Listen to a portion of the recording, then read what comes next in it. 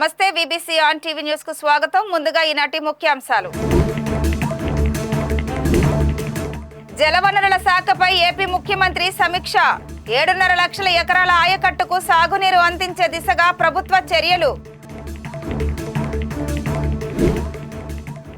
నేడు అంతరిక్షంలోకి మరో 2 ఉపగ్రహాలు. చంద్రునిపై మరిన్ని పరిశోధనలకు ఈ ప్రయోగం ఉపయోగపడుతుందని భావిస్తున్న ఇస్రో శాస్త్రవేత్తలు.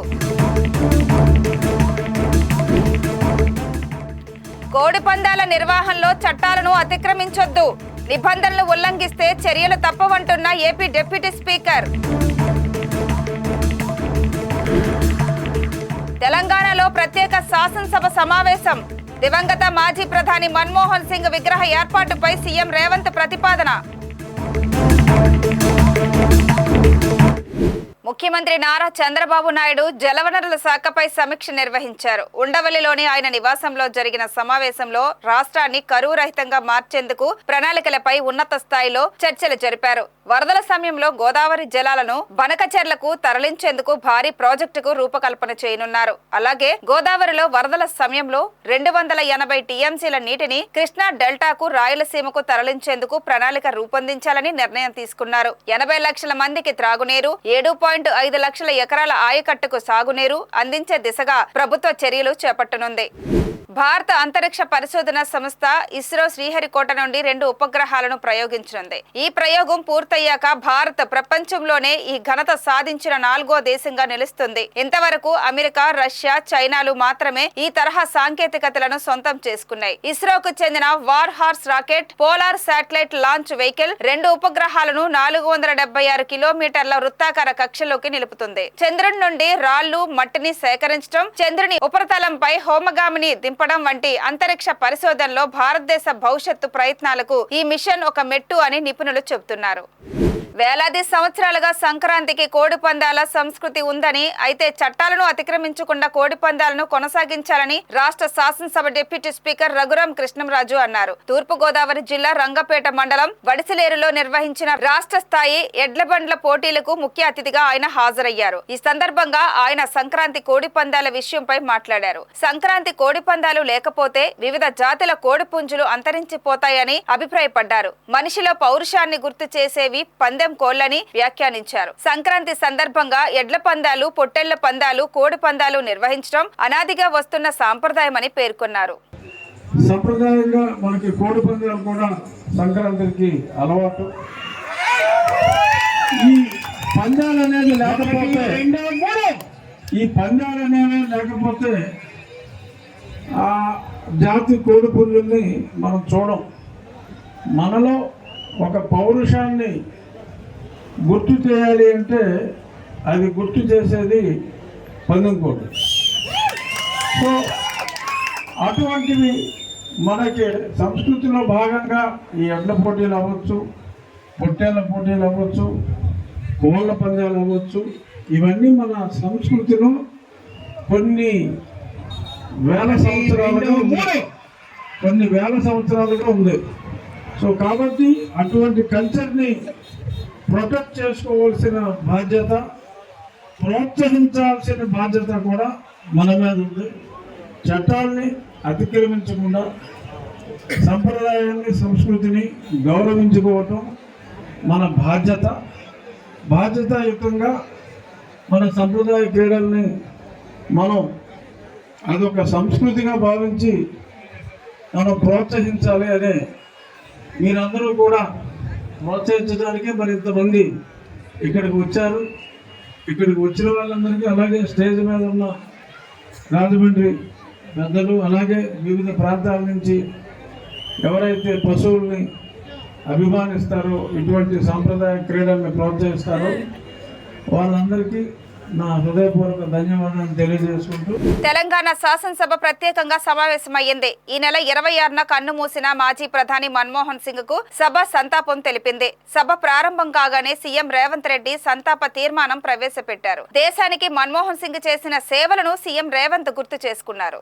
ఈ సందర్భంగా సీఎం రేవంత్ రెడ్డి మాట్లాడుతూ ఆర్థిక సంస్కరణల రూపశిల్పి మన్మోహన్ సింగ్ అని కొనియాడారు. దేశానికి ఆయన విశిష్ట సేవలు అందించారన్నారు. ఆయనకు భారతరత్న ఇచ్చి గౌరవించాలని రేవంత్ రెడ్డి కోరారు. కేంద్ర ఆర్థిక శాఖ సలహాదారుగా, ఆర్బీఐ గవర్నర్ గా, ప్రణాళిక సంఘం డిప్యూటీ చైర్మన్ గా, కేంద్ర ఆర్థిక మంత్రిగా, ప్రధానిగా సేవలందించారన్నారు. ప్రధానిగా 10 ఏళ్లు అద్భుతమైన పాలన అందించారని తెలిపారు. ఆయన మరణం దేశానికి తీరని లోటు అని అన్నారు. తెలంగాణ రాష్ట్రానికి మన్మోహన్ ఆత్మబంధువు అని, తెలంగాణతో ఆయన బంధం విడదీయరానిదని అన్నారు. తెలంగాణ ప్రజల గుండెల్లో మన్మోహన్ స్థానం శాశ్వతమని సీఎం రేవంత్ రెడ్డి కొనియాడారు. డాక్టర్ బాబాసాహెబ్ అంబేద్కర్ గారు రాజ్యాంగాన్ని ఇవ్వడం ద్వారా ఎంత గొప్ప పరిపాలన అందించడానికి వారు పునాదులు వేసిండ్రో ఆ స్ఫూర్తిని కొనసాగించే విధంగా, ఆ స్ఫూర్తితో పరిపాలనను అమలు చేసే విధంగా డాక్టర్ మన్మోహన్ సింగ్ గారు చట్టంలో మార్పులు తీసుకొచ్చి ఆ మార్పుల ద్వారా ప్రజలకు మేలు జరిగే విధంగా వారు నిర్ణయాలు తీసుకున్నారు అధ్యక్ష. అలాంటి నాయకుడిని ఒక గొప్ప తత్వవేత్త, ఆర్థికవేత్త, మానవతావాదిని కోల్పోవడం అనేది మన దురదృష్టము. నిజంగా తీరని అన్యాయం ఈ దేశానికి జరిగిందని నేను ఈరోజు భావిస్తున్నాను అధ్యక్ష. ఈరోజు వాళ్ళ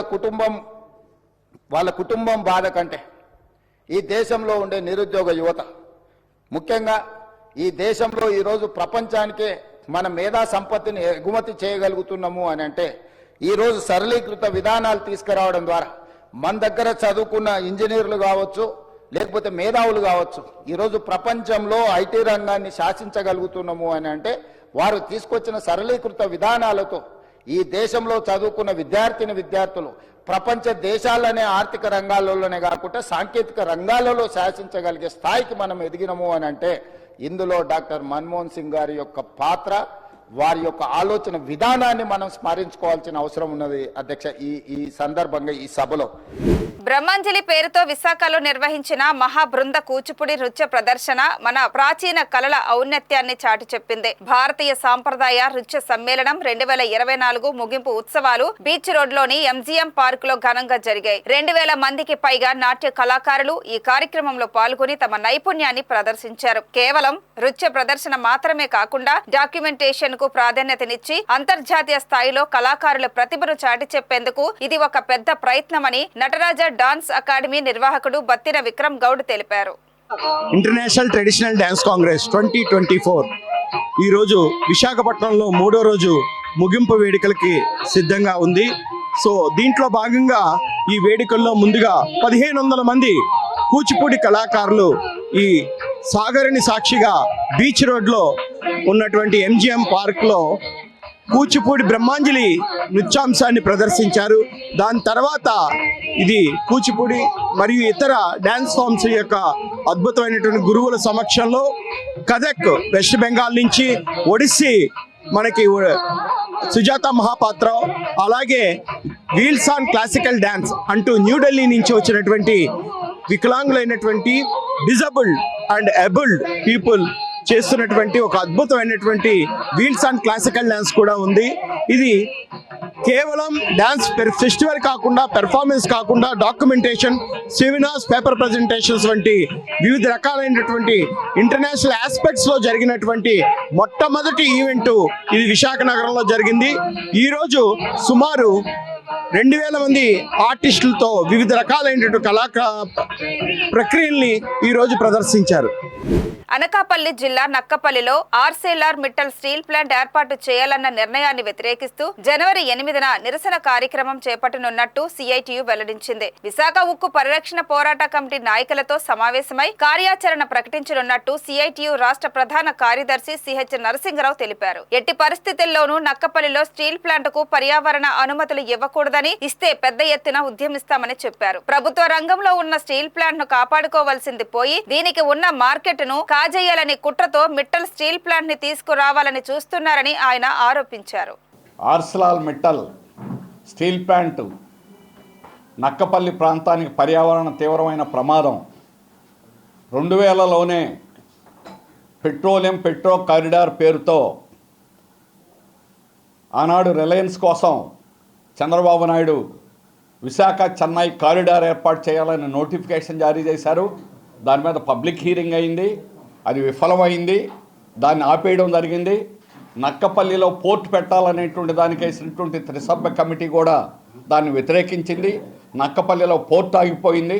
ఇప్పుడు మళ్ళా నక్కపల్లి ప్రాంతంలో వేంపాడ టోల్ గేట్ నుంచి చంద్రాకారంలో ఉండేటువంటి రాజయ్యపేట వరకు లంగ్ స్పేస్ అతి తక్కువగా ఉండి సముద్రానికి అతి దగ్గరగా ఉన్నటువంటి ప్రాంతం. ఆ ప్రాంత ప్రజానీకానికి అందరికీ కూడా చాలా తీవ్రమైన హానికరం. పర్యావరణం తీవ్రంగా దెబ్బతింటుంది. అక్కడ స్టీల్ ప్లాంట్ పెట్టడం అనేటువంటిది దాన్ని సిఐటి తీవ్రంగా ఖండిస్తున్నది, వ్యతిరేకిస్తున్నది. జనవరి 8 మోడీకి నిరసన తెలియజేయాలని యావత్ ఆంధ్ర రాష్ట్ర ప్రజానీకాన్ని కూడా కోరుతున్నాం. విశాఖ స్టీల్ ప్లాంట్ని దెబ్బ కొట్టడానికే ఆర్సెలర్ మిట్టల్ని తీసుకొస్తున్నారు. ఈరోజు విశాఖ స్టీల్ ప్లాంట్ దక్షిణ భారతదేశంలో మార్కెటింగ్ అంతా విశాఖ స్టీల్ ప్లాంట్కి అత్యంత ప్రాధాన్యత ఉంది. 4-5 వేల రేట్లు అదనంగా టన్నుకి చెల్లించి కూడా ఈరోజు క్యూలో ఉండి విశాఖ స్టీల్ కొంటున్నారు. ఈ మార్కెట్ని కాజేయాలని ఆర్సెలర్ మిట్టల్ని తీసుకొస్తున్నారు. ఆర్సెలర్ మిట్టల్ని అడ్డం పెట్టుకొని ఈరోజు విశాఖ స్టీల్ ప్లాంట్ దెబ్బతీయడం, సిక్ చేయడం అనేటువంటిది కేంద్ర ప్రభుత్వం, రాష్ట్ర ప్రభుత్వాల కుట్ర. వీరు దక్షిణ కొరియా పోస్కోకి కట్టబెట్టాలని విశాఖ స్టీల్ ప్లాంట్ ప్రయత్నం చేశారు. అది సాధ్యం కాలేదు. తర్వాత 100% స్ట్రాటజిక్ సేల్ చేస్తామని 2021లో నోటిఫికేషన్ జారీ చేశారు. ఈ రోజు కూడా 1% కూడా చేయలేకపోతున్నారు. అందుకని ఇప్పుడు ఆర్సెలర్ మిట్టల్ని తీసుకొచ్చి విశాఖ స్టీల్ ప్లాంట్ని దెబ్బకొట్టడానికి చేస్తున్నారు. సొంత గనులు విశాఖ స్టీల్ ప్లాంట్కి 30 సంవత్సరాలు బ్రహ్మాండంగా నడుస్తున్న ఇవాళ, కానీ ఆర్సెలర్ మిట్టల్కు గన్ను కావాలని చంద్రబాబు నాయుడు గారు మోడీ గారిని అడిగారు. విశాఖ స్టీల్ ప్లాంట్కి సొంత గన్నులు ఇవ్వమని ఎందుకు అడగలేదని అడుగుతున్నాం.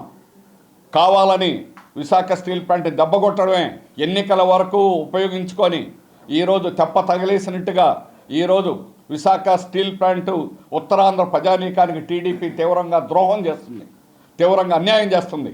విశాఖ స్టీల్ ప్లాంటే కానీ సిక్కయి ఇది నాశనం అయిపోతే ఉత్తరాంధ్ర ప్రాంతం ఎడారైపోతుంది. ఒక్క విశాఖ స్టీలే కాదు, మిగిలిన ప్రభుత్వ రంగాలన్నింటినీ కూడా ప్రైవేట్కి ఇవ్వాలని ప్రైవేట్ పిచ్చితోటి ఈరోజు చంద్రబాబు నాయుడు వ్యవహరిస్తూ ఉన్నారు. వీరి విధానం సొంత తప్పు. మోడీ విధానాలు అలాగే చంద్రబాబు నాయుడు అదే విధానాలను బలపరుస్తూ ప్రైవేటు వాళ్ళకి పెద్దపీట వేయడం, ఇక్కడ ఉన్న ప్రభుత్వ రంగం మొత్తం పరిశ్రమలన్నింటినీ కూడా నాశనం చేసే ప్రయత్నం చేయడం అనేది తీవ్రమైనటువంటి ద్రోహం తప్ప ఆంధ్ర ప్రజానీకానికి, ఉత్తరాంధ్ర ప్రజానీకానికి ద్రోహం. అందువల్ల దీన్ని మేము సిఐటి తీవ్రంగా వ్యతిరేకిస్తున్నాం.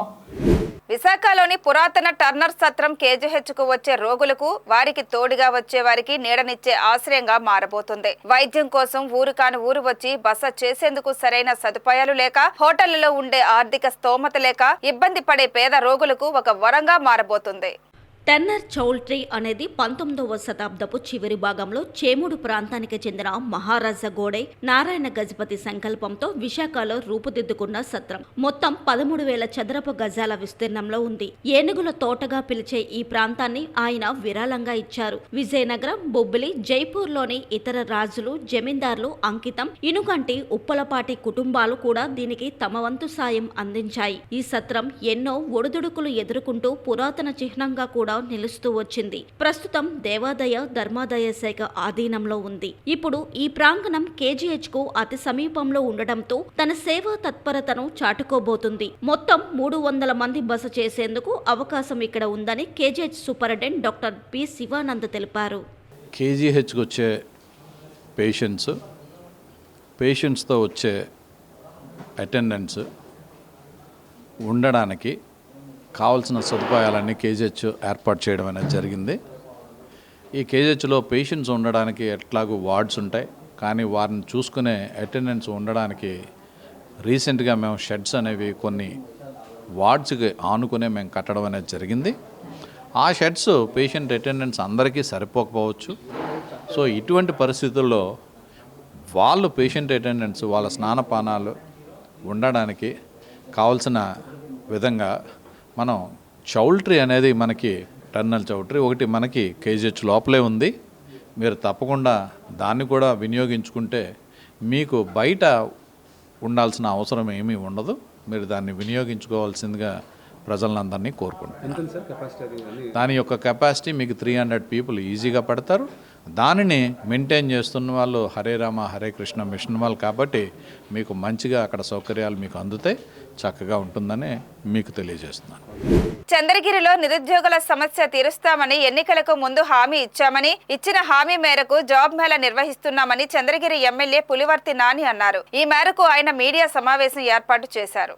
ఈ సందర్భంగా యువతకు ఉద్యోగాల కల్పన కోసం రాష్ట్ర ప్రభుత్వం కృషి చేస్తుందని ఎమ్మెల్యే నాని అన్నారు. వివిధ కంపెనీలలో ఉన్న 1200 ఖాళీ పోస్టుల భర్తీకి మెగా జాబ్ మేళా నిర్వహిస్తున్నామని వెల్లడించారు. జనవరి 3వ తేదీ నారావారిపల్లిలోని టీటీడీ కళ్యాణ మండపంలో మెగా జాబ్ మేళా నిర్వహిస్తున్నామన్నారు. ఏపీ స్టేట్ స్కిల్ డెవలప్మెంట్ సంస్థ ఆధ్వర్యంలో 20కి పైగా కంపెనీలతో మెగా జాబ్ మేళాను నిర్వహిస్తున్నామని తెలియజేశారు. 5వ తరగతి నుంచి బీటెక్, ఎంబీఏ చేసిన నిరుద్యోగ యువతకు ఉద్యోగ అవకాశం కల్పిస్తున్నామని తెలిపారు. గంజాయి నిర్మూలనకు పూర్తి స్థాయిలో కలిసికట్టుగా కృషి చేద్దామని పిలుపునిచ్చారు.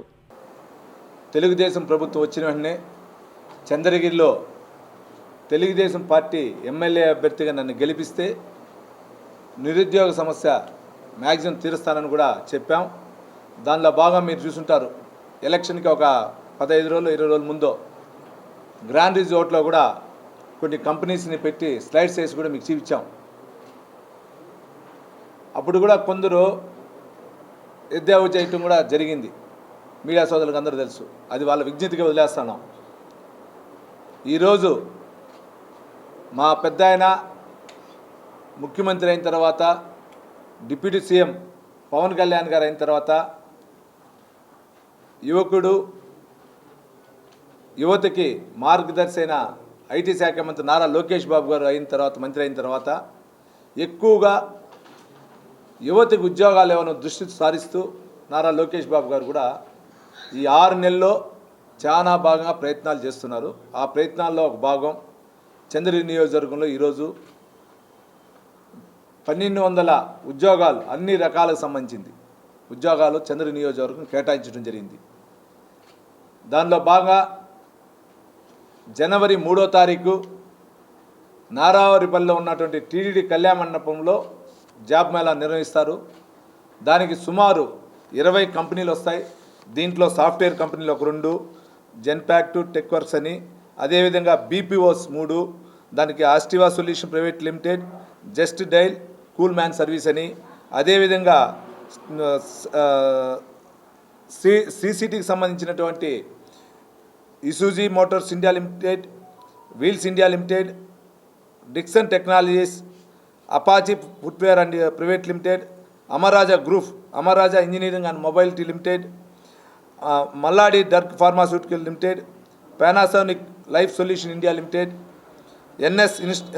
NS instrument India private limited, Indo MIM, Chaturya skills, Bhargavi automobiles, Maruti Suzuki, Malabar gold and diamonds, arise agro limited, Daikin air condition India private limited, green tech industries India private limited, Apollo pharmacy, ఇవన్నీ కూడా ఈఎంసీ డిక్సన్ 3లో నుంచి కానీ, సిసిటీలో 7 కానీ, SEZ గాజుల మండలంలో నుంచి ఒక 2 కానీ, అదేవిధంగా మణిపూర్ సెజ్ అంటే నాయుడుపేట దగ్గర ఉండే సెజ్ నుంచి కానీ ఇవన్నీ కూడా వస్తూ ఉన్నాయి. వీటి ద్వారా 5వ తరగతి నుంచి బీటెక్ వరకు ఎంబీఏలు చేసిన వాళ్ళకందరికీ కూడా రేపు జాబ్ మేళా 3వ తారీఖు ఉదయం 9 గంటల నుంచి స్టార్ట్ అవుతుంది. కల్లూరు మండలం బత్తులపల్లి గ్రామ శివారు అడవి ప్రాంతంలో పేకాట స్థావరాలపై ఎస్ఐ డి హరిత సిబ్బందితో కలిసి దాడి చేశారు. ఈ ఘటనలో మహ్మద్ అనిఫ్ పాషాను అదుపులోకి తీసుకోగా మరికొంతమంది పేకాట రాయిళ్లు పరారయ్యారు. ఈ దాడిలో 7,380 రూపాయల నగదును, 5 మోటారు సైకిళ్లను పోలీసులు స్వాధీనం చేసుకున్నారు. మహ్మద్ అనిఫ్ పాషాపై ఎఫ్ఐఆర్ నమోదు చేసిన ఎస్ఐ డి హరిత దర్యాప్తు చేస్తున్నారు. ప్రతి ఇంటికి సురక్షితమైన మంచినీరు సరఫరా చేయాలనే సదుద్దేశంతో కేంద్ర ప్రభుత్వం ప్రవేశపెట్టిన జలజీవన్ సురక్షిత పథకం పక్కదారి పట్టిందని తాతపూడి గ్రామ వైఎస్ఆర్ కాంగ్రెస్ పార్టీ అధ్యక్షుడు గుటం సత్యనారాయణ ఆరోపించారు. కపిలేశ్వరపురం మండలం తాతపూడి గ్రామంలో కొందరు రైతులు తమ సొంత పొలాల్లోకి పైప్ లైన్లు వేయించుకొని అక్రమాలకు పాల్పడుతున్నారని ఆవేదన వ్యక్తం చేశారు. ఈ సందర్భంగా ఆయన మాట్లాడుతూ పంచాయతీ పుంత రహదారులపై ఉన్న ఫలసాయం చెట్లు ప్రొక్లైన్లతో తొలగించి గాడి తవ్వి పైప్ లైన్లు వేస్తున్నారన్నారు. పంచాయతీ పాలకవర్గం అనుమతి లేకుండా ఫలసాయం చెట్లు తొలగిస్తూ పంచాయతీ ఆదాయానికి గండి కొడుతున్నారని ఆయన ఆరోపించారు. జల్ జీవన్ పథకాన్ని దారి మళ్లిస్తున్న వారిపై చర్యలు తీసుకోవాల్సిన సంబంధిత అధికారులు ఏమీ పట్టనట్లు వ్యవహరిస్తున్నారని అక్కడి ప్రజలు చెబుతున్నారు. ఈ అక్రమ వ్యవహారాన్ని అడ్డుకొని గ్రామంలో ప్రతి ఇంటికి తాగునీరు సరఫరా అయ్యేలా చర్యలు తీసుకోవాలని డిమాండ్ చేస్తున్నారు. నా పేరు కోట సత్యనారాయణ, గోపాలరావుపేట. మా గోపాలరావుపేటలో జీజేఎం పైప్ లైన్ మొత్తం అగ్రికల్చర్ కొబ్బరి తోటలుగా ఈ పైప్ లైన్ వేస్తున్నారు. అలాగే పంచాయతీ తీర్మానం కానీ ఏ విధమైన తీర్మానం లేదు. దీనికి తీర్మానం లేకపోకుండా మరి జేఈ గారు తీసుకున్నారు, సెక్రటరీ గారు తీసుకున్నారు. సెక్రటరీ గారిని అడిగితే మాకు తెలియదు, ఎవరికి మాకు చెప్పలేదు అంటున్నారు. జేఈ గారిని పొద్దున చేస్తే నేను 1 గంటకు వచ్చాను ఇక్కడికి. 1 గంటకు వచ్చినప్పుడు 1 గంట నుంచి కూడా ఇక్కడికి కనీసం వస్తున్నాను అంటున్నాడు, కానీ మాకు ఏ విధమైన రెస్పాన్స్ లేదు అతని దగ్గర నుంచి. అలాగే తంగేడిపేట నుంచి సూర్యారావుపేట టర్నింగ్ వరకు కూడా ఎవరికి పంచాయతీలో ఇన్ఫార్మ్ చేయకోకుండా వీళ్ళు ఇష్టం వచ్చినట్టు తవ్వేసుకుని ఇష్టారాజ్యంగా చేస్తున్నారు. మరి ఈ గవర్నమెంట్ విధానము మరి ఏంటో ఎవరికి తెలియట్లేదు.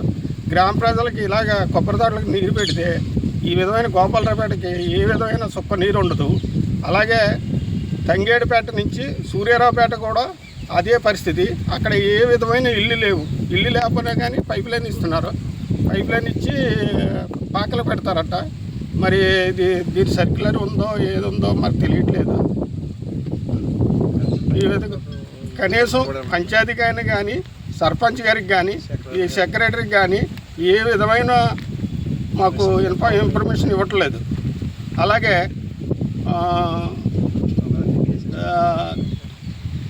ఈ ఓసీ ఏరియా సౌదరీస్ ఏరియా నుంచి అలాగా తంగేడిపేట వరకు బోధు తవ్వుతూ మూడు స్తంభాలు పగలగొట్టేశారు, 3 స్తంభాలు పడగొట్టేశారు. అది కూడా పంచాయతీకి ఏ విధంగానే చెప్పలేదు, పంచాయతీకి కూడా ఇన్ఫార్మ్ చేయలేదు. పంచాయతీ స్తంభాలు పడగొట్టేయడం, పంచాయతీ స్తంభాలు చెట్లు కొబ్బరి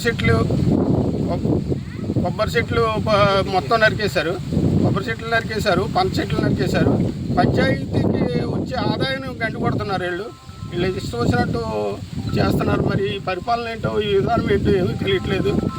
పంచాయతీలో జరిగే ఏ కార్యక్రమమైనా కూడా పంచాయతీ సర్పంచ్కి ఎవరు కూడా తెలియపరచట్లేదు.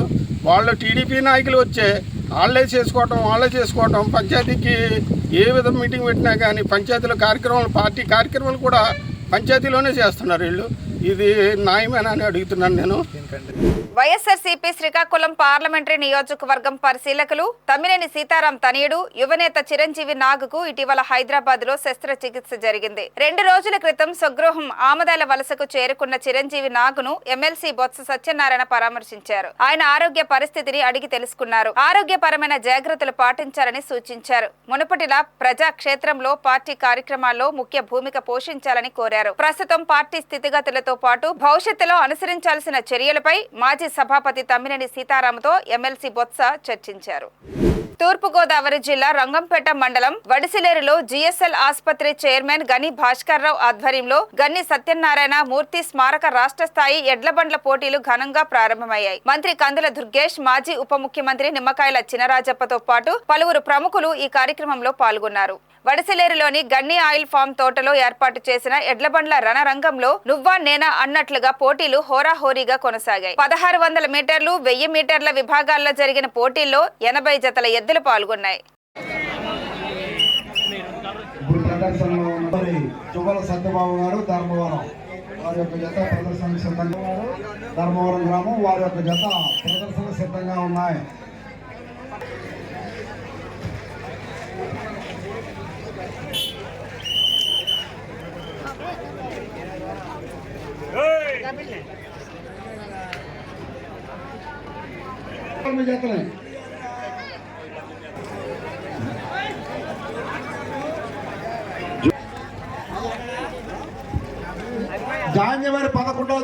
జనవరి 11వ తేదీ ధర్మవరం గ్రామంలో గౌరీదేవి మహోత్సవాల సందర్భంగా తెలంగాణ రాష్ట్రం ఏర్పడి 10 ఏళ్లు గడుస్తున్నా పేరు మారకుండా ఉమ్మడి ఆంధ్రప్రదేశ్లో కొనసాగిన ఆంధ్రప్రదేశ్ గ్రామీణ వికాస్ బ్యాంక్ 2025 జనవరి 1 నుంచి తెలంగాణ గ్రామీణ బ్యాంక్ గా మారుస్తుందని దమ్మపేటలో గల బ్యాంక్ బ్రాంచ్ మేనేజర్ తెలియజేశారు. ఈ మేరకు ఆన్లైన్ లో అవసరమైన మార్పుల కోసం ఇప్పటికే బ్యాంకు లావాదేవీలు కొద్ది రోజుల పాటు నిలిపివేయడం జరిగిందని తెలిపారు. వచ్చే ఏడాది జనవరి 1 నుండి తెలంగాణ బ్యాంక్ పేరుతో యథావిధిగా సేవలు అందుతాయని తెలిపారు. ఈ సందర్భంగా bank manager VBC on TV ద్వారా ఖాతాదారులకు నూతన సంవత్సర శుభాకాంక్షలు తెలియజేశారు. ప్రస్తుతం ఇప్పుడు తెలంగాణలో ఉన్న ఆంధ్రప్రదేశ్ గ్రామీణ వికాస్ బ్యాంకు తెలంగాణ గ్రామీణ బ్యాంకులో మర్జ్ అయిపోతుంది కాబట్టి ప్రస్తుతం ఉన్న తెలంగాణ గ్రామీణ బ్యాంకు ఈ తెలంగాణ రాష్ట్రానికి మొత్తం ఒకటే గ్రామీణ బ్యాంక్ అవుతుంది కాబట్టి ఈ 2 రోజులు మర్జింగ్ ప్రొసీజర్లో భాగంగా ఇప్పుడు 1వ తారీఖు వరకు కొంచెం బ్యాంకింగ్ సేవలో అంతరాయం కలగవచ్చని తెలియజేస్తున్నాము. వింటున్న అందరికీ కూడా అడ్వాన్స్గా ఖాతాదారులందరికీ కూడా అడ్వాన్స్డ్గా నూతన సంవత్సర శుభాకాంక్షలు తెలియజేస్తూ సెలవు తీసుకుంటాం. రామచంద్రపురం నియోజకవర్గంలోని వెంకటాయపాలెం గ్రామంలో ప్రభుత్వ నిధులతో నిర్మిస్తున్న కమ్యూనిటీ హాల్ నిర్మాణ విషయంలో వైఎస్ఆర్సీపీ నాయకులు లేనిపోని రాద్ధాంతం చేస్తున్నారని మంత్రి సుభాష్ మండిపడ్డారు. భవన నిర్మాణం పూర్తి కాకుండా అనధికారికంగా అద్దెకు ఇవ్వడంపై వచ్చిన ఫిర్యాదు మేరకు అన్ని ఆధారాలతో మండల జేఈ పోలీసులకు ఫిర్యాదు చేయడం జరిగిందన్నారు. ఈ సందర్భంగా మంత్రి మాట్లాడుతూ నిజాలు తెలుసుకోకుండా తనపై నిందలు వేయడం సరికాదు అన్నారు. ఈ విషయమై జిల్లా ఎస్పీ విచారణ అధికారిని నియమించారని చట్టం తన పని తాను చేసుకుంటుందన్నారు. వెంకటాయపాలెం సర్పంచ్ రాజ్యసభ సభ్యులు పిల్లి సుభాష్ చంద్రబోస్ అతని కుమారులు వాస్తవాన్ని వక్రీకరిస్తూ తనపై బురద జల్లే ప్రయత్నం చేస్తున్నారన్నారు. తమ పార్టీలోకి రానందుకే తనపై కక్షపూరితంగా వ్యవహరిస్తున్నారని సర్పంచ్ చెప్పడం హాస్యాస్పదమన్నారు. వైసీపీ నాయకులను తమ పార్టీలోకి ఆహ్వానించే అవసరం తమకు లేదన్నారు. నవరత్నాల పేరుతో నియోజకవర్గంలో అవినీతి జరిగిందన్నారు. ఎన్డీఏ కూటమి ప్రభుత్వం కక్ష సాధింపు చర్యలకు దూరమని అదే సమయంలో అవినీతిని సహించబోమని మంత్రి సుభాష్ హెచ్చరించారు. అది యాక్చువల్గా మా ప్రతిపక్ష నేత అమూల్ బేబీ వాళ్ళ తండ్రి గారు కూడా మరి అవగాహన లేనితనంగా ఎందుకు వ్యవహరిస్తున్నారో నాకైతే అర్థం కావట్లే. ఒక కళ్యాణ మండపం ఇంకా ఓపెనింగ్ నోచుకోలేని కళ్యాణ మండపాన్ని అక్కడ పెళ్లి చేసుకోవడం జరుగుతూ ఉంది. ఆ ఒక కంప్లైంట్ మీద అక్కడ ఎస్ఐ గారు వెళ్ళి అడగడం జరిగింది. వెంటనే జేఈ గారికి కూడా నోటీసులు లేకపోవడంతో జేఈ గారు కంప్లైంట్ పెట్టడం జరిగింది. ఇలాగా సర్పంచ్ గారు దాని నిమిత్తం పెళ్లి కార్డు ఇది. అలాగే సర్పంచ్ గారు తాళాలు లాగేసుకున్నారని చెప్పి కాంట్రాక్టర్ చెప్పడం జరిగింది. అట్ ద సేమ్ టైం నా సమక్షంలోనే సర్పంచ్ గారు చెప్పడం జరిగింది తీసేసుకున్నారని. అలాగే సెక్రటరీ గారు కూడా ఆవిడ రికార్డెడ్ గా సర్పంచ్ గారు తీసేసుకున్నారు, ఆవిడ నోటీసులోనే ఉందన్నారు. ఇదిగో పెళ్లికి అనుమతి, పెళ్లి జరిగిన రోజు పెళ్లి కూతురు పెళ్లి కొడుకు పెళ్లి కార్డు ఇది. అట్ ద సేమ్ టైం ఇది పర్మిషన్ ఉంది. ఇదిగో ఈ పర్మిషన్ పెట్టారు. పెళ్లి కొడుకు వాళ్ళు సర్పంచ్ గారిని అడ్రస్ చేస్తూ మాకు అనుమతి ఇవ్వండి అని ఒక అర్జీ పెట్టారు. ఆవిడ ఎట్టింది 20,000 తీసుకుంది. తీసుకున్న తర్వాత బోస్ గారు ఏం చేయాలా, కేసు పెట్టారు అన్నప్పుడు ఎస్ఐ గారిని వెళ్ళి ఏ రకంగా పెట్టారు కేసు, వాళ్ళ కంప్లైంట్ ఏంటి, ఎవరెవరు ఇచ్చారనేది అడగాల. అడగకుండా అన్యాయం అయిపోయింది అంటారు ఆయన. ఈవిడేమో చచ్చిపోవాలనిపిస్తుంది నాకని ఏదో అంటా ఉందా. ఏది నేనేదో ఉన్మాదన్నాను ఏదో. ఇది ఆధారాలు లేని అభియోగాలు చేస్తే ఎలా? ఆవిడ ఎవరో కూడా నాకు సరిగ్గా తెలియదు. ఈ వార్తలు ఇంతటితో సమాప్తం. మరిన్ని విశేషాలతో మళ్ళీ కలుద్దాం. అంతవరకు సెలవు. నమస్కారం.